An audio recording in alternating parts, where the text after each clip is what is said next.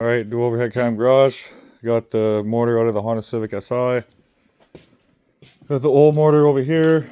And then we got the new motor over there. Just going to be putting the transmission on here. And then the next thing I'll have to do is run this wire harness here at the back.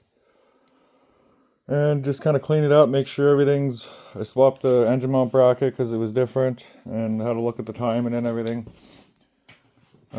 Make sure everything got put on the back, the blockaded cord, all that stuff. So I'll run that harness after this tranny goes on.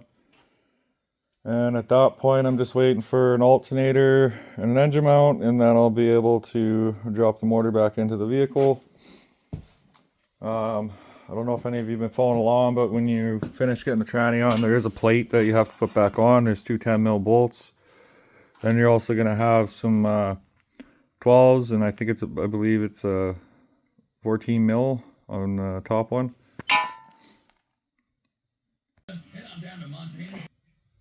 Alright, do overhead cam garage. This is an update.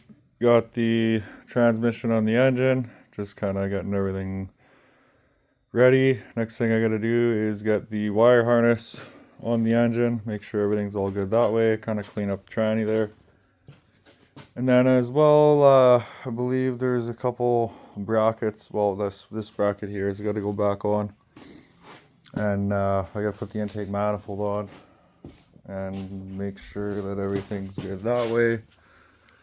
But so far, everything's come along. If you didn't know, this is your oil pressure sensor right here. This is your knock sensor. That's a tranny sensor. This is your VTEC pressure switch solenoid dealio for VTEC. This is your crossover pipe at the back for the coolant. And yeah, this is the alternator bracket. This is from the back of the motor.